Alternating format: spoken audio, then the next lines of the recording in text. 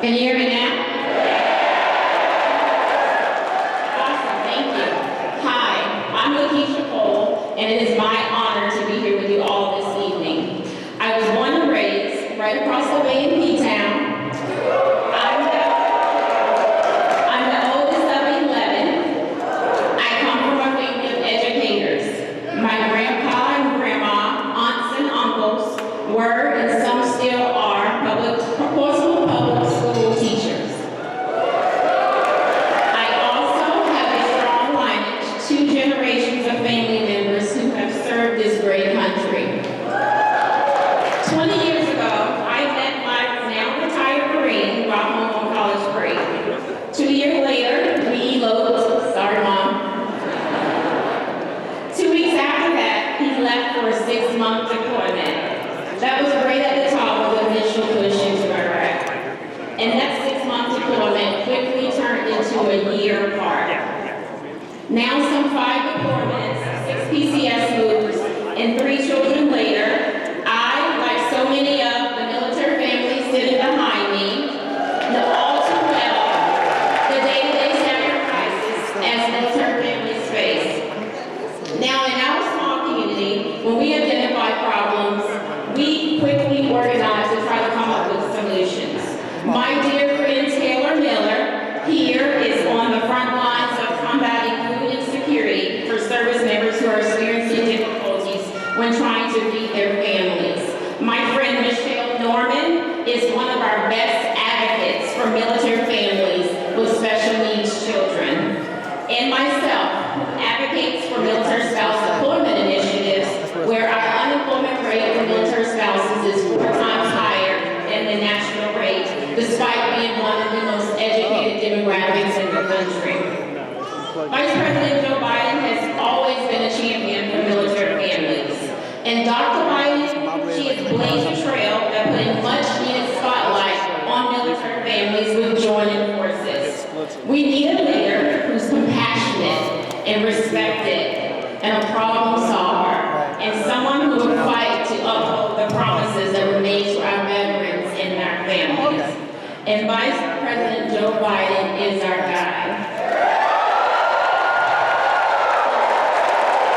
I can't think of any other place that I would rather be than right here and right now to show my appreciation and support and to let him know that we got his back the way he has always and continue to have ours. Thank you.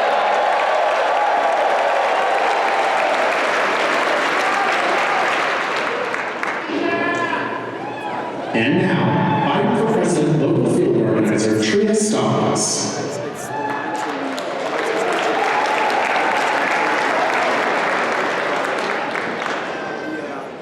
Hello, Norfolk!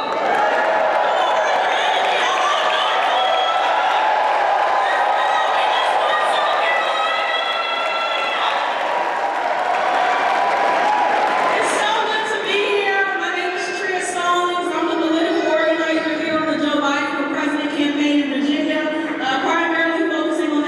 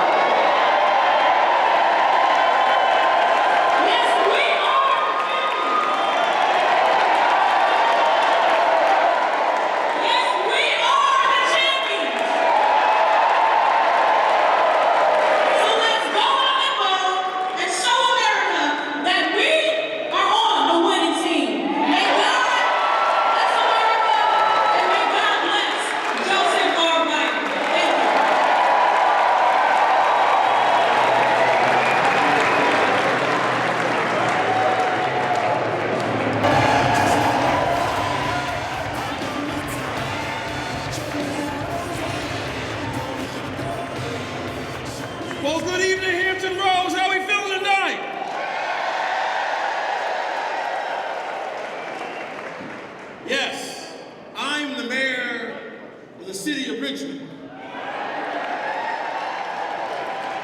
Now, you would say I'm a long ways from home. But what y'all don't know is I grew up in the peninsula. So I'm a child of Hampton Roads.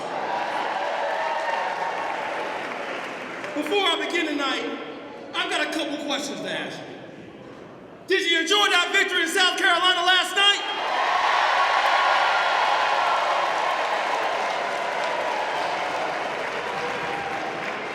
And are you ready to do that on Tuesday night in Virginia?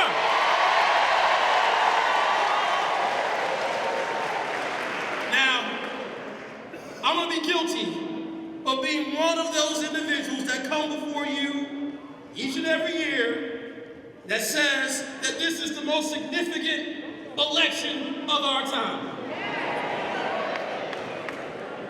Guilty. This is the most significant election of our time.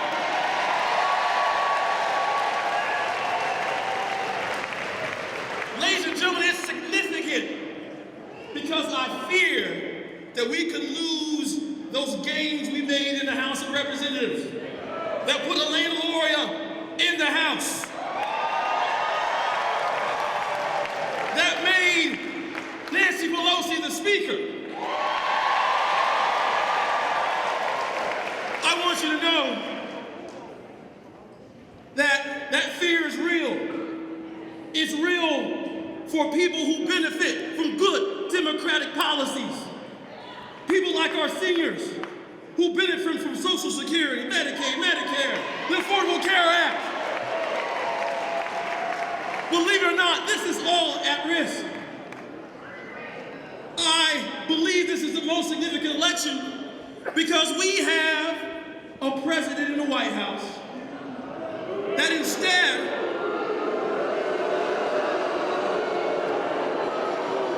as President Obama said, don't boo, vote.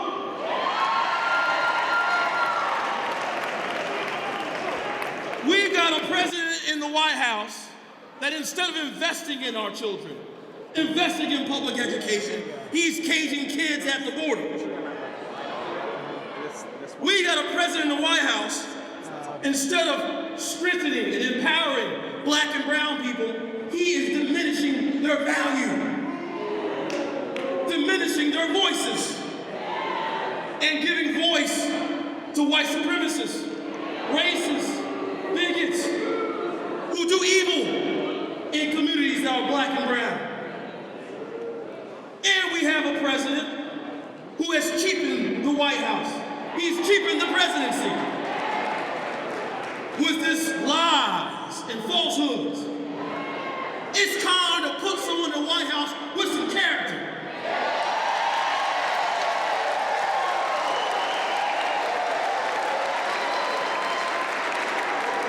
Ladies and gentlemen, last night taught me that we should not despair. Why? Because hope is on the way. And ladies and gentlemen, that hope is Vice President Joe Biden.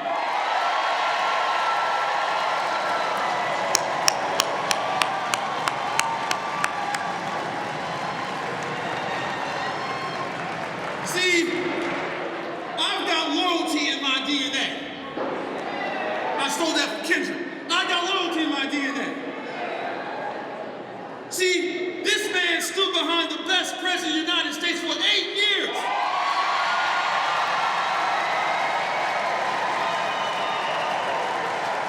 And you know what?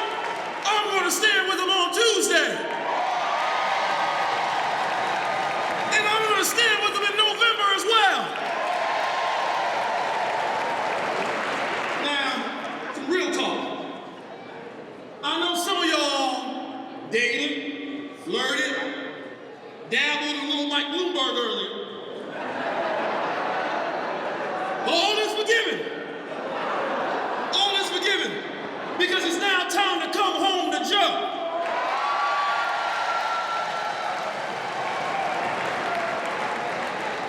Ladies and gentlemen, this is about commitment. This is about picking the right person with the right judgment. There are too many lives at stake. We can't get this wrong. It's time to get it right on March 3rd. I am not looking for a revolution. I'm looking for someone who's gonna put some respect on America's name again.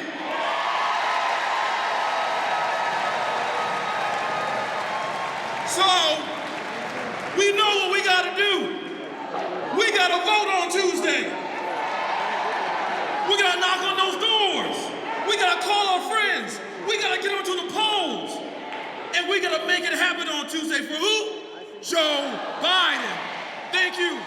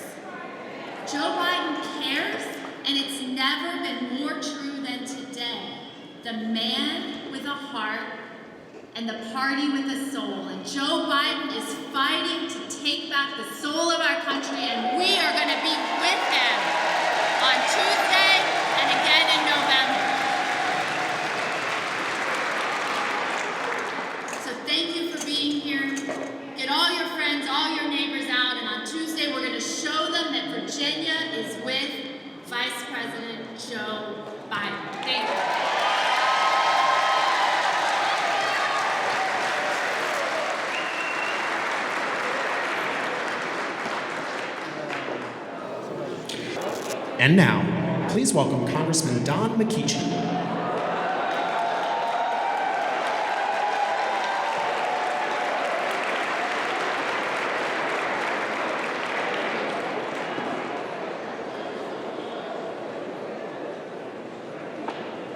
How are you, Norfolk? Your congressman's out there, he'll be next. But as the first elected official to endorse Joe Biden, I just had to come down and say thank you for all that you all are about to do.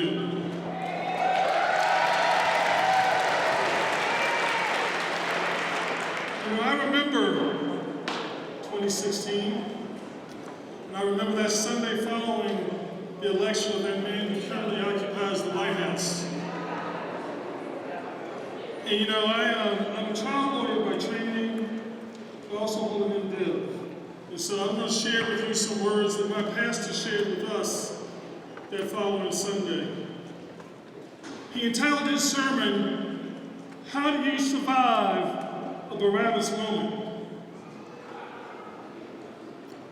And he asked the question, he made sure that we understood that he wasn't trying to say that Hillary or the Democratic Party was Jesus Christ.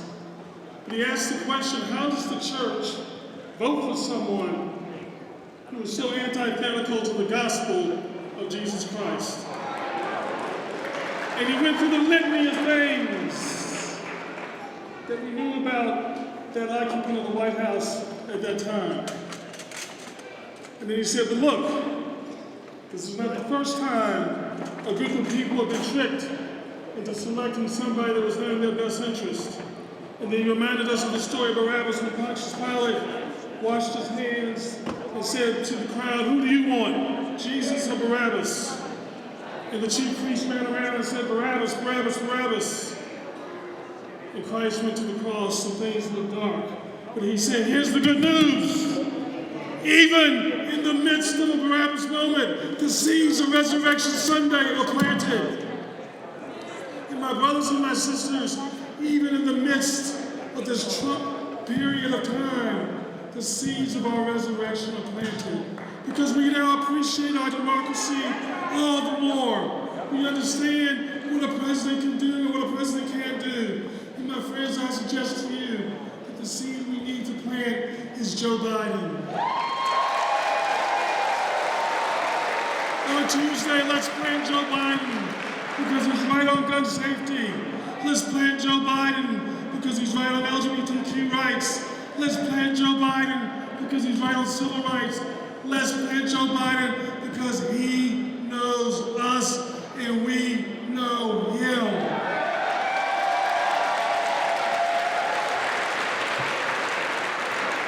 And after we do what we're going to do, because we can't let South Carolina show us up, my brothers and my sisters. I have to go back and see Jim Clyburn, and on Wednesday I want to be able to talk some trash, y'all.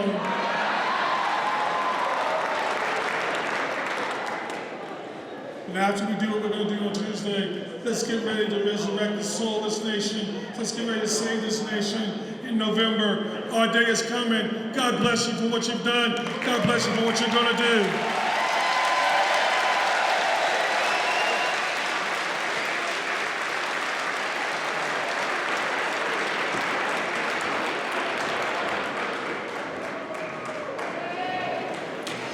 And now, please put your hands together for Congressman Bobby Scott.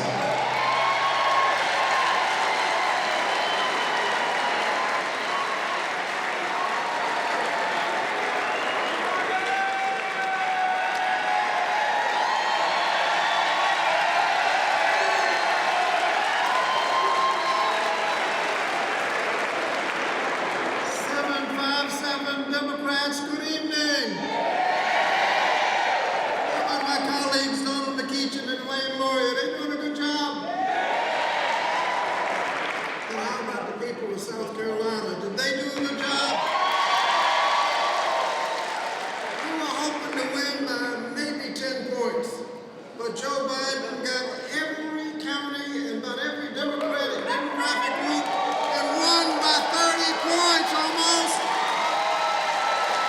He did it by putting together a winning coalition that can defeat Donald Trump in November. And when he gets elected, he'll get things done. That's why President Obama selected him as vice president. He gets things done. President Obama and Joe Biden didn't just talk about health care, they did it, and it was a big deal. 15 million people got insurance.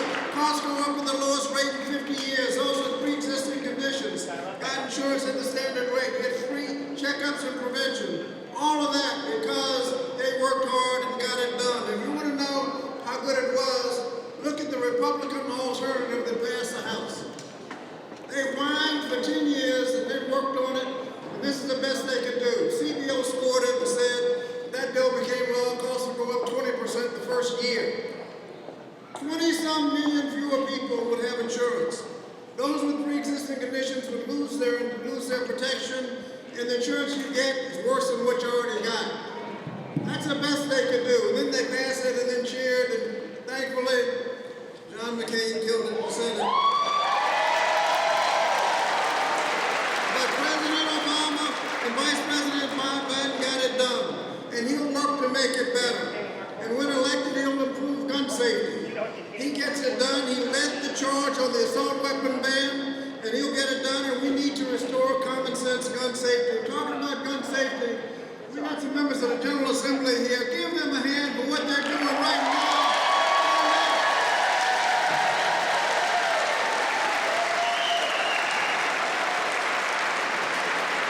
We voted the Democratic majority, and that's what we get when we vote blue. Joe will improve education, focusing on eliminating the achievement gap. He'll make college more affordable. He'll increase the minimum wage by supporting the bill that's already passed the House, increasing the minimum wage to $15 an hour by 2025. And he's the only candidate I know that expressed support for my criminal justice reform bill, the Safe Justice Act. Joe is the strongest candidate to help win new seats in the House.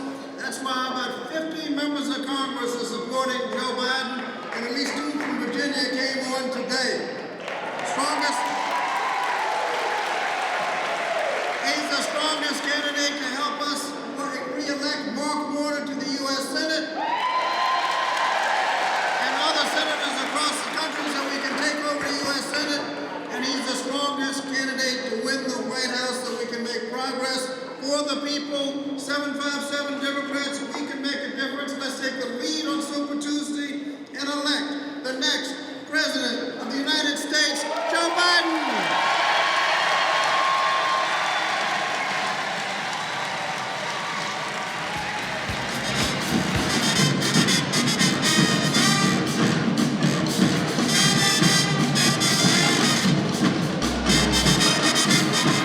Please give a warm welcome to Senator Tim Kaine.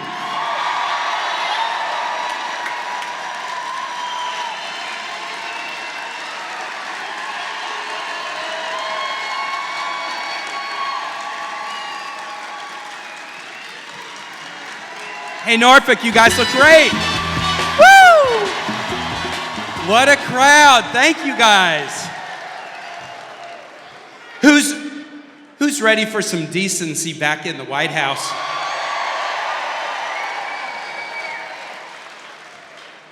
I want to tell you my favorite Joe Biden story. I was governor in 2008. I was the first elected official outside Virginia to endorse Barack Obama for president. It was election day, and because I was governor, I was also sweating not just who would win, but I was worried about the voting booths and the polls and were the lines too long. In the middle of the morning on election day, that historic day, I got a call, and the call was from the Obama campaign, and it said, Senator Biden has just voted in Wilmington. On his way to Chicago for what will hopefully be a victory party, he wants to stop in Richmond and drive to a voting booth just to say hi to some voters. I told him there's an elementary school in Henrico. It's a 5-minute drive from the Richmond airport. You tell me what time you will be there, and I'll be there to meet you. So I showed up, and there were a lot of people in line. And they thought I was just there to shake their hands, and they didn't know I had a surprise plan for them. A guy walked out, he had just voted. I knew him from the Carver neighborhood in Richmond.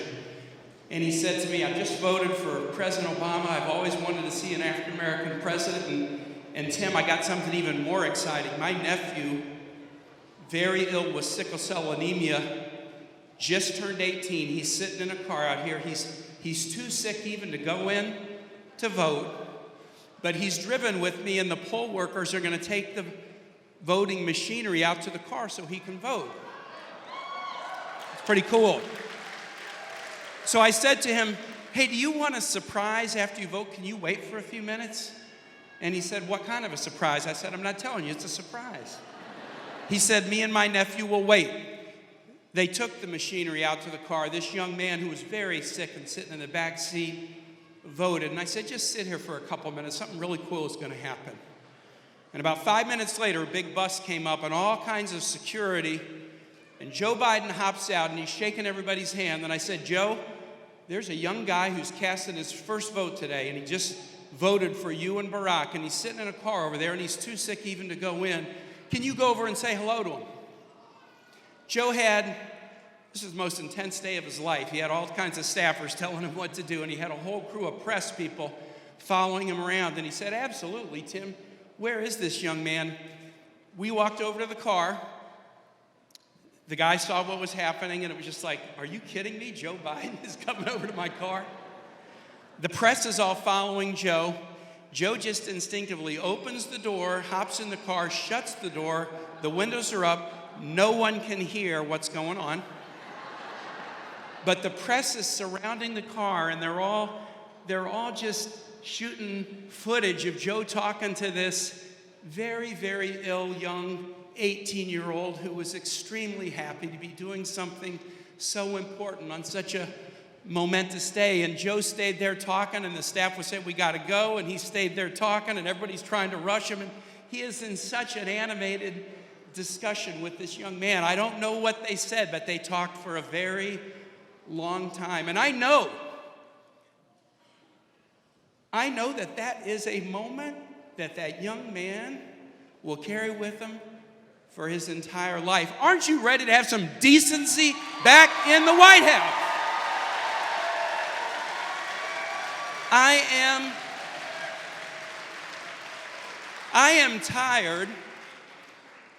am tired that we live in a time when the most known American, not only in this country, but the entire world, and that probably means in some way the most known person in the world, is not a person that any parent or any teacher or any minister or any moral leader says to a young person, act like that man, talk like that man, treat people like that man does. No one is holding up the most known American in the world as a role model for anyone. With Joe Biden, his character, his heart, his decency, his connection, and love for everyday Americans, we will have somebody back in the White House who will stand for the goodness of everyday Americans. That's why I am so proud to endorse Joe Biden. I am so proud with all of my friends and colleagues to endorse Joe Biden. You came here to hear Joe. I want to bring up one more person before you hear Joe. You know this guy.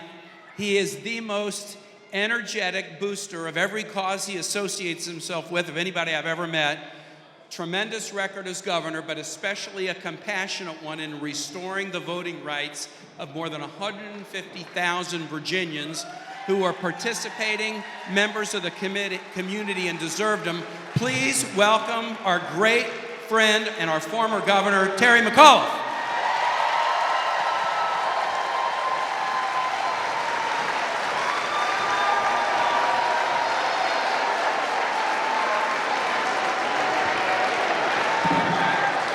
Evening, everybody. Are we fired up for Joe Biden, the next president of the United States of America? Well, what a great night here in Virginia. And how about that win in South Carolina? Every single county in South Carolina went for Joe Biden yesterday. So I thank you for coming out here tonight. This is personal for me. I have known Joe Biden for decades. When I ran for governor, Joe Biden came down and did at least 6 events for me. He's been there for Virginia Democrats every single day. And guess what? We broke a 44-year trend, and we swept the state in 2013. And what happened? You look at what's happened with the Democrats in power here in Virginia over the last couple of years. Think of it. Medicaid expansion, raising the minimum wage, passing the ERA. We here in Virginia restored more felon rights than any other state in the United States of America.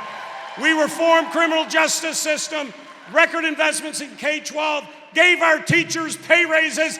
That's what you get when you get Democrats in office. You know what I'm saying? And we had a lot of help. Joe Biden was our friend when he was in the Obama-Biden White House. Every time we needed help, I called Joe Biden. Here in Hampton Roads to save our port, which was bankrupt, we needed it widened, we needed investment.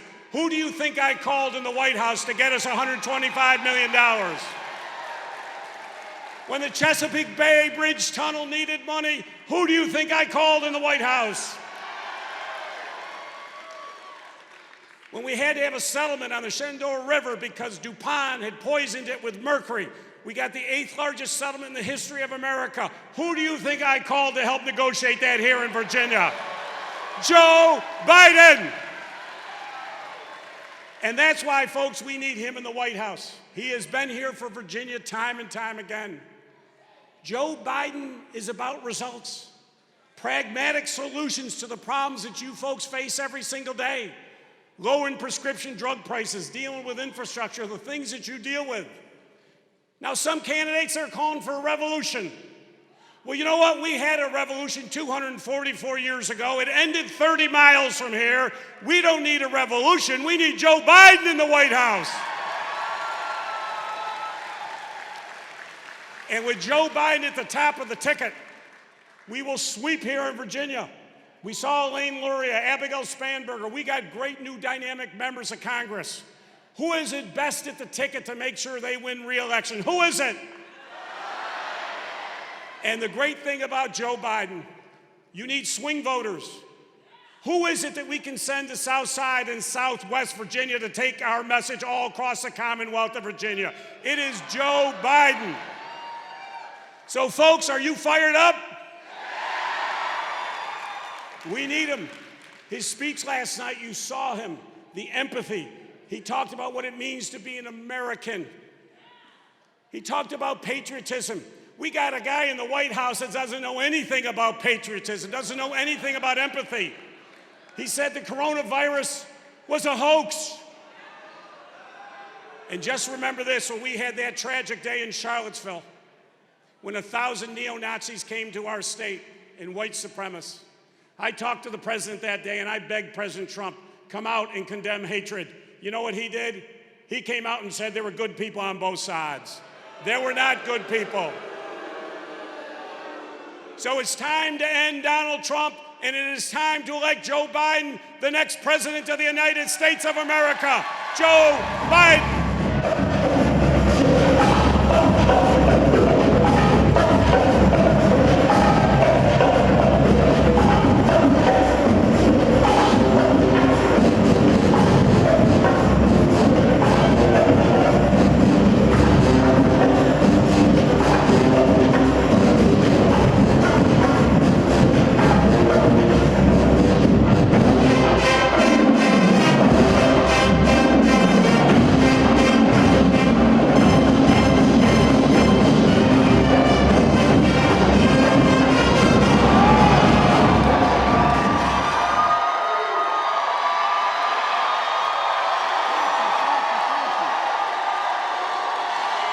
Hello, Norfolk. God love you. Wow. I tell you what, if I got to start off with my mother who said, Joey, you got to say, please excuse my back when I'm talking. I apologize to everybody back here. But thank you, thank you, thank you. Governor, thank you for that introduction. the once and future governor of Virginia. Look, I don't know if you heard that, whether you know or not, last night there was a primary in South Carolina.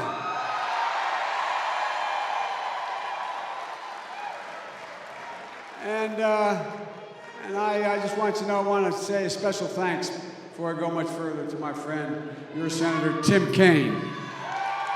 A teacher's son, an iron worker's son, a guy who, in fact, as a lawyer who fought for people his whole life, and he's a governor who took on the NRA after the massacre at Virginia Tech, as well as other fights. And I'm proud that to have Tim in this fight with me, because there's no one I'd rather have.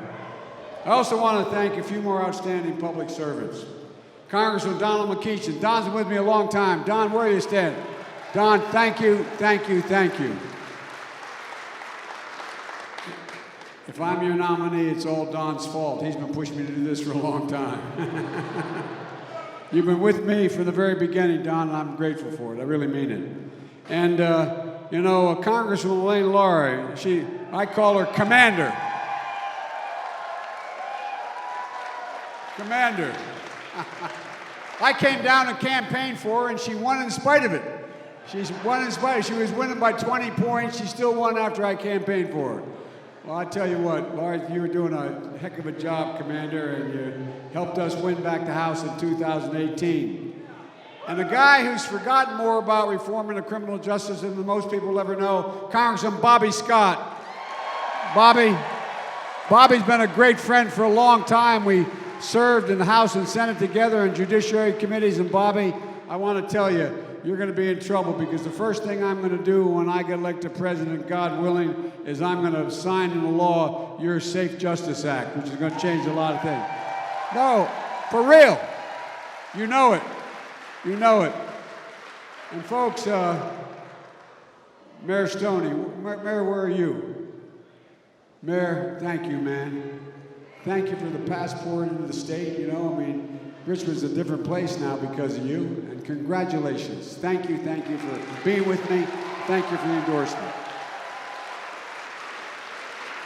And, you know, and Governor Terry McAuliffe. Yo, Richie.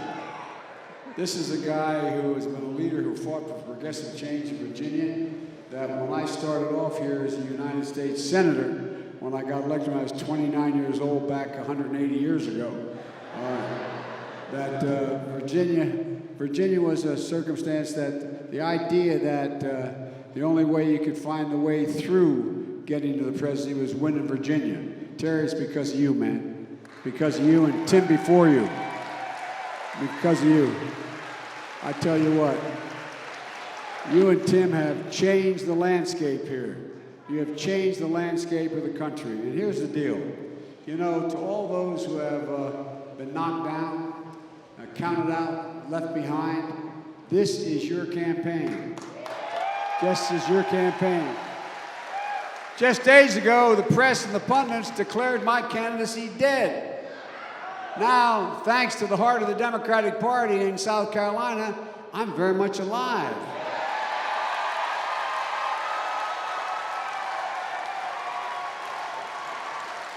And you know, the interesting thing is that on Tuesday here in Virginia, you could be the launching pad to the path to beat Donald Trump.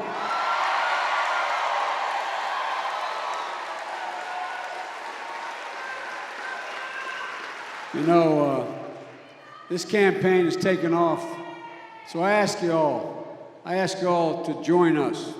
And anybody watching this on television to the extent it's being carried, I want to tell you, go to joebiden.com, sign up, volunteer, contribute if you can. We need you, and we'll use you, and we'll take advantage of all the effort you can provide for the campaign. There's a place in our campaign for you. You know, the next few days, Democrats all across the nation here in Virginia will be voting on Super Tuesday. The moment to choose the path forward for our party has arrived. Maybe sooner than most people thought it would. Maybe sooner than they thought it would, but it's here. And the decision And the decision Democrats are going to make across America in the next few days will determine what our party stands for, what we believe in, and what we'll be able to get done. If Democrats want to nominate someone who can beat Trump, keep Nancy Pelosi as Speaker, hold the House of Representatives, and take back the U.S. Senate and state legislatures like you did in Virginia,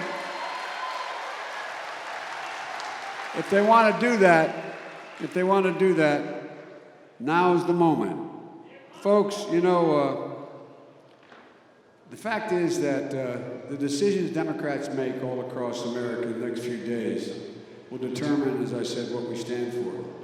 And folks, you know, if Democrats want a nominee who will build on Obamacare, not scrap it, if they want to take on the NRA and gun manufacturers and not protect them, if they want to stand up for the poor and the middle class,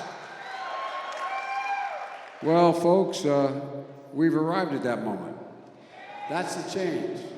If you're going to stand up and make sure the middle class doesn't have to raise their taxes, and you have someone who makes a promise that can be kept, then join us. And if Democrats want to build a coalition and a legacy of the most successful Democrat in our lifetime, Barack Obama, we can do this by building this coalition. We can do this by bringing together Americans of every race, every ethnicity, every gender, every economic station.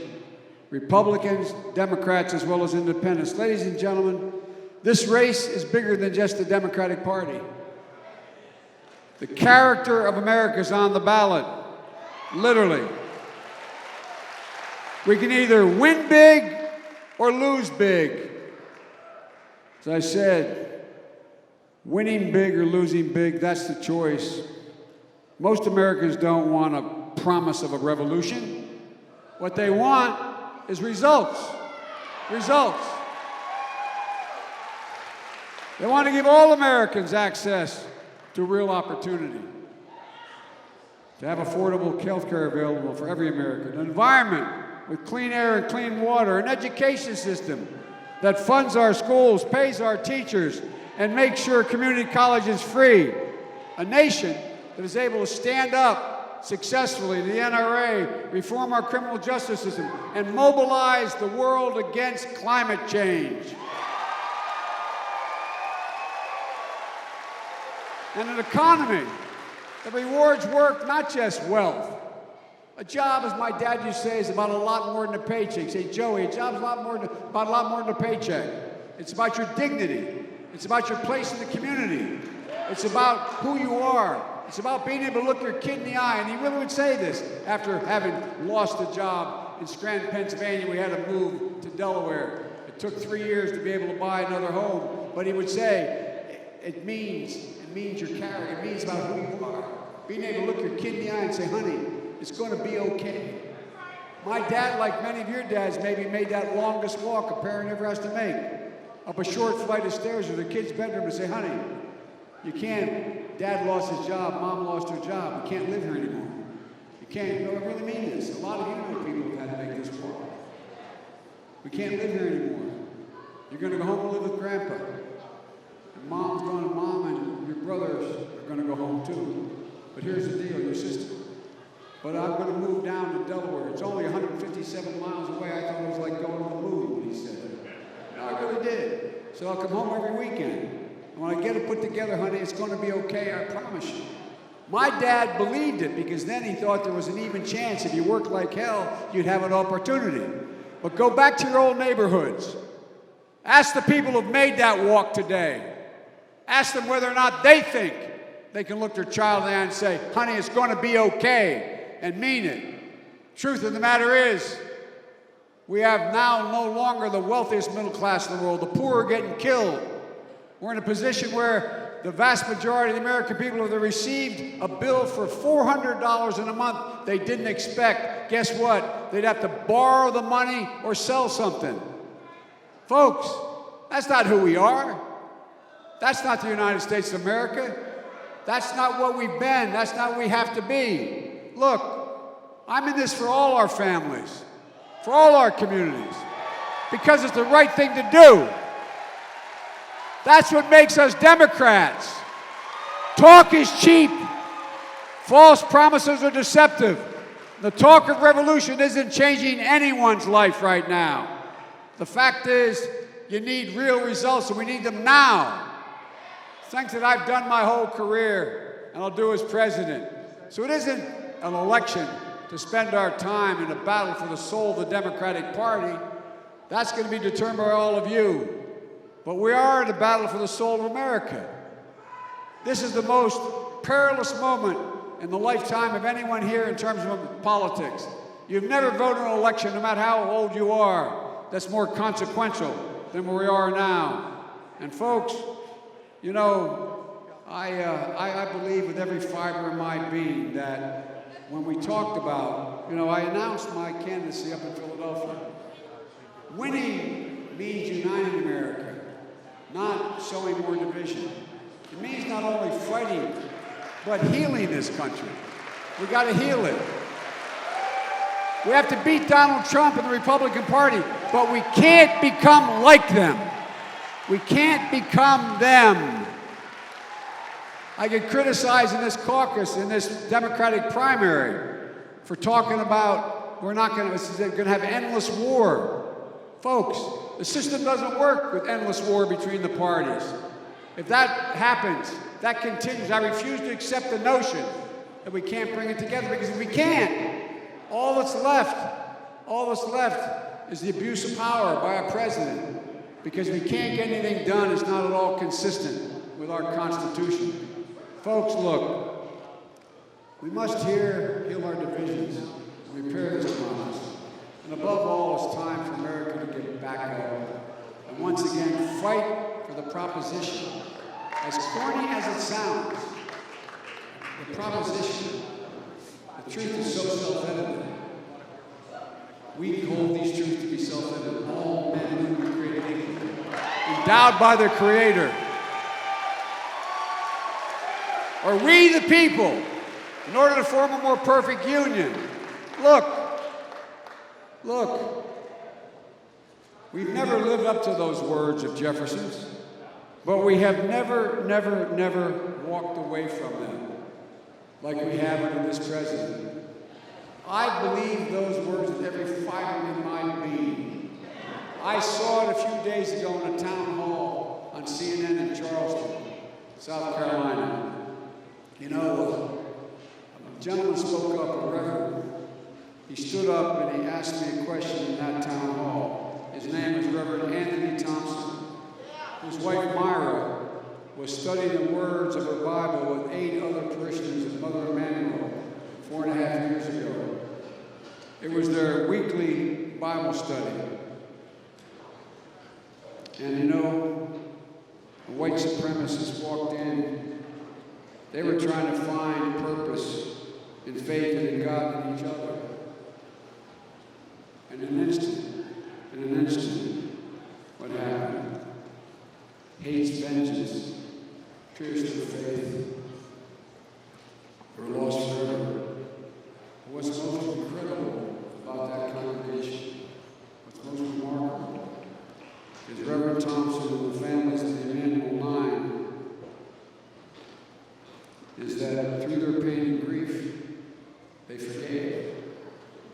Remember? They forgave the killer. And in their forgiveness, more change has been brought in South Carolina than in the past 2 years. The Confederate flag came down as a consequence of that. For real. It basically shamed the legislature in doing the right thing.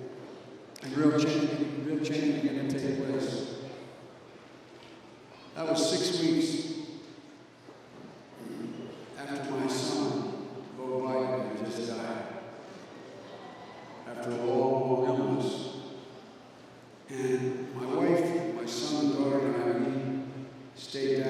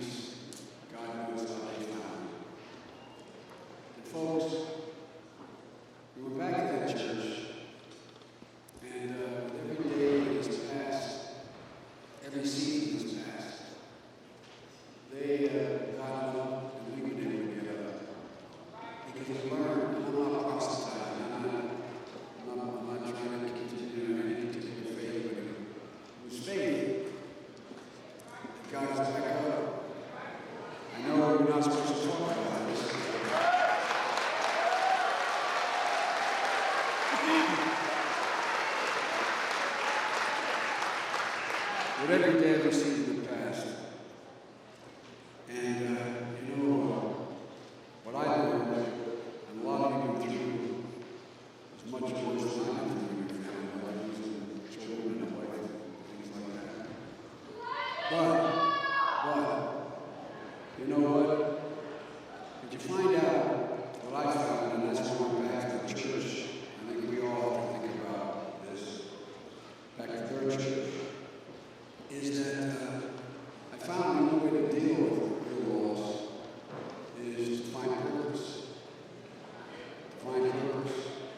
And to do things that are worthy of the blessings to live in this remarkable country, and things that you hope and pray the person you lost and the person you lost would be proud of you for doing. How many of you in this room, this gymnasium, have lost a son or daughter, husband, wife, brother, sister to cancer? Raise your hand. Look around. Every audience. Anywhere from a half to 2/3 of the people who went through that. You know what I'm talking about. And many people went through a lot worse than I went through without any kind of help in the family I had help. My point is this, that you're the reason I'm in this race. People like you here tonight all around the country. Because the days of Donald Trump's divisiveness have to come to an end. The days with no empathy, no concern, no ability to understand what people are going through, they have to end. Because it's not who we are. Because the American people have seen the alternative. That's why we're going to be able to change this. They now know. They now know. There's two ways people get inspired. By inspirational leaders from Lincoln all the way through to Obama. Or by really bad people. By people who don't seem to have any sense of decency and honor and compassion. Well, guess what? The days of Donald Trump have, in fact, made people realize we can't go on like this. And we have to build a more perfect union because the American people have seen the alternative. So my message to you is simple. Folks, let's get back up. We're decent, brave, resilient people. We believe. We can believe again. We're better than this moment and we're better than this president. So get up. Let's take the country back. This is the United States of America. We have never failed when we've set our mind to it and done it together. I mean this from the bottom of my heart. It's time to get up, take back the country, and lead the world once again. God bless you all, and may God protect our troops. Thank you, thank you, thank you.